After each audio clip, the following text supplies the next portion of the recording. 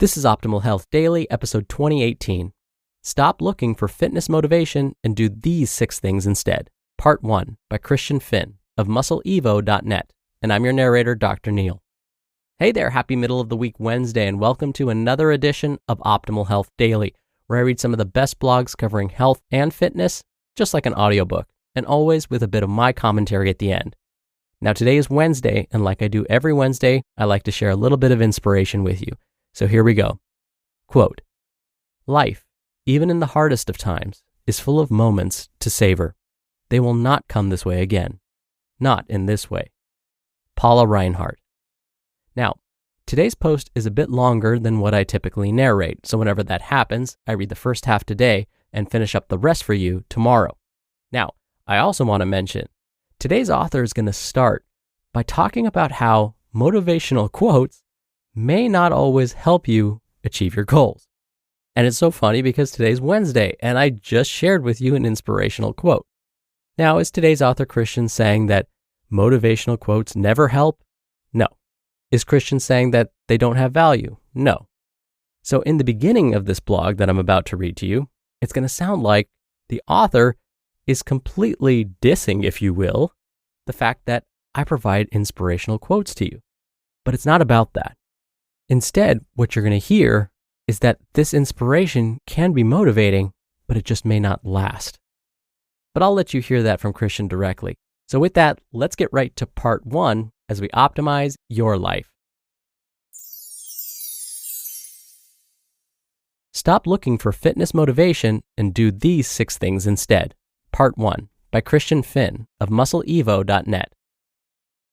Most articles on the subject of fitness motivation are filled with motivational workout quotes about how the only bad workout is the one that didn't happen, or urging you to do something today that your future self will thank you for. Maybe these help you, and maybe they don't. If they do help, they may not help for very long. Fitness motivation is something of a fickle friend and can't be trusted to show up when you need it most. Some days the sun is out and you feel invincible. On other days, the opposite is true, and you feel worse than Captain America without his shield. It's rare to feel motivated all the time. Instead of temporarily pumping yourself up with impossible is nothing motivational workout quotes from Instagram, here's what I suggest you do instead. 1. Draw your power from the dark dimension.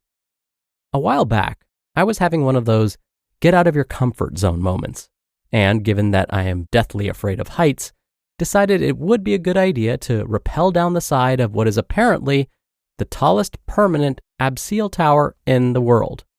Anyway, the day arrives and I'm surprisingly relaxed about the whole thing. No nerves, no fear, no anxiety. Even when I was at the bottom of the tower putting my harness and helmet on, I felt fine. But when I stepped out of the elevator at the top of the tower, I was hit with this horrible, cold, heavy feeling in my legs. My stomach felt like it had dropped to my knees. Outside, I maintained the traditional British stiff upper lip, but on the inside, I was panicking. While the instructor attached me to the rope and delivered the traditional safety blurb, I nodded my head and pretended to be fine. Then the moment came for me to step off the edge. I couldn't do it. "I don't think I can do this," I told the instructor. For about 2 minutes, I just stood there, shaking my head and insisting that I couldn't do it. Problem is, there were a bunch of people waiting for me at the bottom.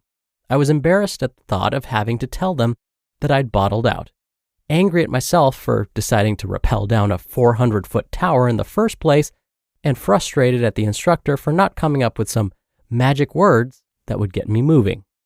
Then, all that embarrassment, frustration, and anger boiled over.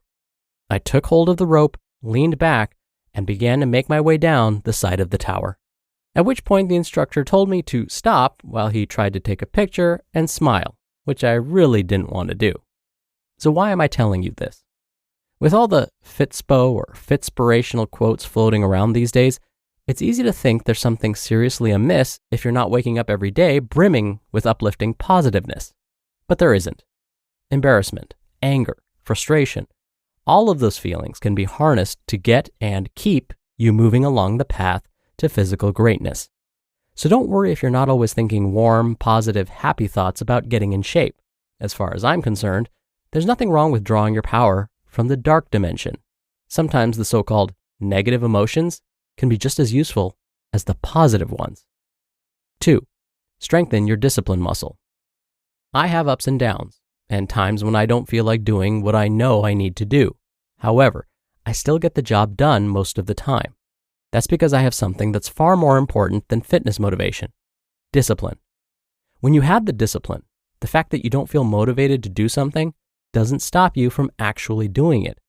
Here's what boxing coach Ross Enamait has to say on the subject. Quote, "As great as it feels to be motivated, it is important to understand that motivation alone will only take you so far. Whether extrinsic or intrinsic, motivation can come and go in a flash. Discipline, however, is rooted in consistency. It quietly yet continuously chugs along in the background. It becomes part of who you are and what you do. Don't give motivation more credit than it deserves. You don't need to be motivated to succeed. What you need is the self-discipline to put in the work whether you want to or not." End quote. A lot of people see discipline as a fixed and unchangeable personality trait. You either have it or you don't. In fact, discipline is like a muscle. If you don't currently have it, you can build it. It can be trained, improved, and made stronger. Over time, even small acts of self-control will make your discipline muscle stronger and better prepared for the next challenge. 3. Focus on the things under your direct control. Some people start out on a program of diet and exercise only to quit because they didn't see the results they were hoping for. No two people will respond in exactly the same way to an identical program of diet and exercise, and the speed at which your body changes is hard to predict in advance, which means the potential for disappointment is always going to be there. If you're expecting to make progress at a certain rate and you end up progressing at half that rate, chances are you're not going to be too happy about it. What I suggest you do is take some advice from legendary basketball coach John Wooden. Wooden didn't focus on winning championships. Instead, he focused on the preparation and performance of his team. He said, quote, "I never dreamed about winning a national championship. It happened before I even thought it was possible. What I was dreaming about each year, if you want to call it that, was trying to produce the best basketball team we could be. My thoughts were directed toward preparation, our journey, and not the results of the effort, such as winning national championships. That would simply have shifted my attention to the wrong area, hoping for something out of my control. Hoping doesn't make it happen." End quote. You have to accept that the result of your efforts in the gym aren't under your direct control. You can control the foods you eat, the training you do, the amount of sleep you get, and so on, but you can't control the results that come from those efforts. Focus on doing the right things every day and let the results take care of themselves. 4. Hear that on tomorrow's episode. You just listened to part 1 of the post titled, "Stop Looking for Fitness Motivation and Do These 6 Things Instead" by Christian Finn of MuscleEvo.net. Dr. Neal here for my commentary. Now, I had a rude awakening recently. I thought I was in good shape. No, let's be honest here. I thought I was in great shape. That is, until I attended a group class. I'll take a step back here and tell you that I never thought of myself as competitive. My friends and family had to tell me that I'm competitive, especially after our team won second place at a trivia night competition when I thought we should have won, and I basically pouted the whole night about it. And when I didn't win at our family Shanghai rummy game and I pout all night about it.